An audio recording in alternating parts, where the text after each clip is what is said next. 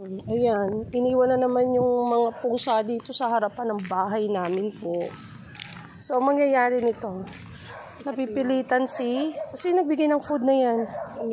Binigay mo yung food? Kumuha ka ng dog food sa bahay? O, anong gagawin natin dyan? Kasi bakit naman nag-iniwan to dito? Kawawa naman. Si Grumpy the Second, Grumpy the Junior. Baka po may gusto sa inyo ng pusa. No, Kunin nyo na mine. po. No, we cannot trace all of them. Hindi natin Only kaya. one, only two. Ibamigay natin. Kasi Or one. meron na tayo doon. May aso tayo, may pusa. Hindi natin kaya lahat maanuhan yan, We give one malagaan. pa. Ano naman natin isa? Oo. Sino ka gusto na yung pusa? Sino kaya may gusto ng pusa? Baka po may gusto kayong pusa. Ayun, ang isa umalis na. Takot. Di, bababalik na yun. Oh. Ming, ming, ming, ming. Ayan na.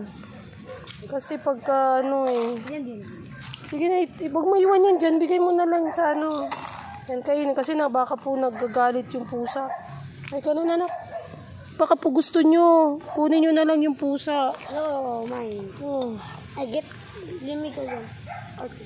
Oo, kaya nga sa ngayon, ang problema niya, di man natin yan lahat kaya kasi may pusa na tayo, may aso na Yay! tayo. I keep 2 or 1. 2. Kaya nga, tanong natin baka merong may gusto pa ng pusa.